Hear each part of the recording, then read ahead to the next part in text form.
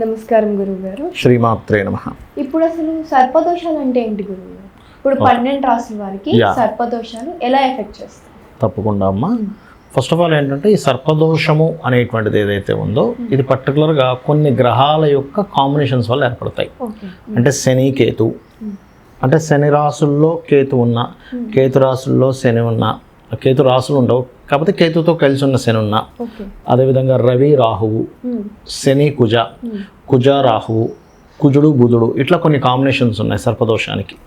అవి ఒక్కొక్క లగ్నాన్ని బట్టి, ఒక్కొక్క రాశిని బట్టి, అండ్ అలాగే మనకి లగ్నం నుంచి ఉండేటువంటి భావాన్ని బట్టి, వాళ్ళకు ఉండే పోర్ట్ఫోలియోని బట్టి అది ఎఫెక్ట్ ఇస్తూ ఉంటుంది.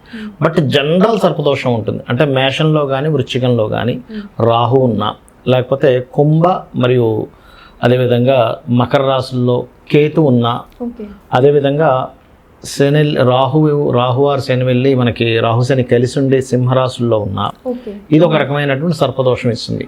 ఇది ద్వాదశ లగ్నాల వాళ్ళకి ఆ ద్వాదశ రాశుల వారికి డిఫరెంట్గా ఇస్తుంది దీని ఫలితం అనేటువంటిది. గురువు గారు, ఇప్పుడు సింహరాశి లేదా సింహ లగ్నం వారికి ఈ సర్పదోషాలు తగిలితే ఎలాంటి సమస్యలు వస్తాయి? దీనికి పరిహారం ఒకటమ్మా, సింహరాశికి సింహ లగ్నానికి రాశిలోనే రాహు ఉన్నాడు అనుకోండి, అదేం చేస్తుంది అంటే ఫస్ట్ ఆఫ్ ఆల్ వీళ్ళకి వేడి స్వభావాన్ని ఇస్తుంది. హెవీ హీట్ని పెంచుతుంది అన్నమాట. లేదా ఒక్కొక్కసారి అధికారులతో కానీ లేకపోతే వీళ్ళల్లోనే తెలియకుండానే ఒక ఇగో ఇది పెంచేస్తుంది.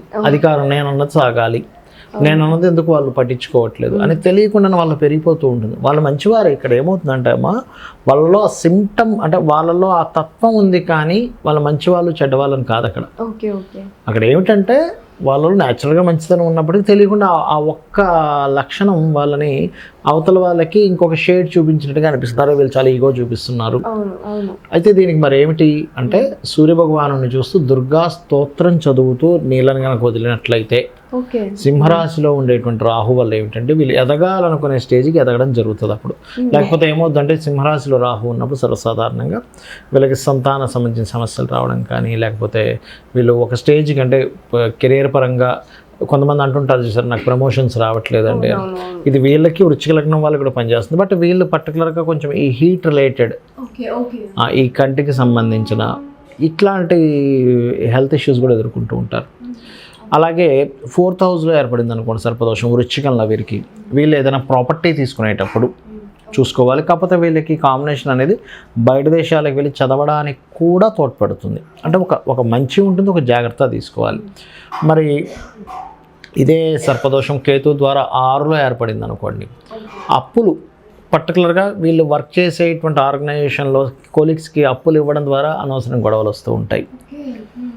అలా కాకుండా ఇప్పుడు సప్తమంలో కేతు ద్వారా సర్పదోషం ఏర్పడింది అనుకోండి అమ్మ, అప్పుడు జరిగే ఫలితాలు ఏమిటి అంటే ఒక బిజినెస్ డీల్ లాగా అనుకుని ఒక వివాహం చేసుకోవడం, తర్వాత అది ఫుల్ఫిల్ అవ్వట్లేదని బాధపడడం. కొంతమంది వివాహాలు మీరు చూసినట్లయితే ఎలా ఉంటుందంటే, సరే వీళ్ళతో వివాహం చేసుకుంటే నాకు ఈ రాజకీయంగా లబ్ధి ఉంటుంది, లేకపోతే వీళ్ళతో వివాహం చేసుకుంటే నాకు ఈ బిజినెస్ పరంగా కలిసి వస్తుంది, లేకపోతే నేను చేసే దానికి ఈ అమ్మాయిని చేసుకోవడం ద్వారా నాకు సపోర్ట్ అవుతుంది అనుకుంటారు. కానీ ప్రతిసారి మీరు అనుకున్నట్టు అవ్వాలని రూల్ లేదు.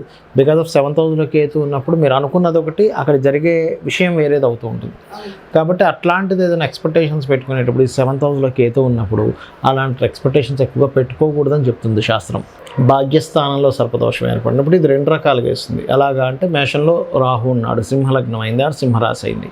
అప్పుడేంటి పితృదోషం కింద కూడా వెళ్తుంది. సర్పదోషం విత్ పితృదోషం. అలాంటప్పుడు అమావాస్యలు సమయంలో కనుక రావి చుట్టూ ప్రదక్షిణాలు చేసినట్లయితే ఈ యొక్క సర్పదోషం అనేటువంటిది క్లియర్ అవుతుంది. ఓకే. అలాగే మరొకటి ఏంటంటే అమ్మ, ఇక్కడ ఈ 12వ స్థానంలో రాహు ఉంటుంది కొంతమందికి. అలాంటప్పుడు ఏంటంటే మీరు ఇన్వెస్ట్మెంట్స్ చేసే విషయంలో తప్పుడు ఇన్వెస్ట్మెంట్ చేయడం వల్ల మోసపోతూ ఉంటారు.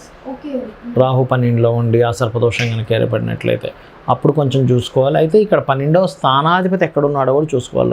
రవి ఒకవేళ చంద్రుడు వెళ్ళి మరలా ఒక శుభగ్రహంతో కలిసాడు అనుకోండి అమ్మ, అప్పుడు ఏమవుతుంది, ఒకవేళ పోయినా మళ్ళీ అతను సంపాదించుకోగలడని ఒక హోప్ పెట్టుకోవచ్చు. ఈ జాగ్రత్తలు తీసుకోవాలి. ఒకటే, ఎట్లాంటి సర్పదోషం ఉన్నా సర్పసూక్త పారాయణం చేసుకోవడము, నాగప్రతిష్ఠ చేసిన వాడి దగ్గర ప్రతిష్ఠ ఆ రావి చెట్టు చుట్టూ ప్రదక్షిణాలు చేయడము,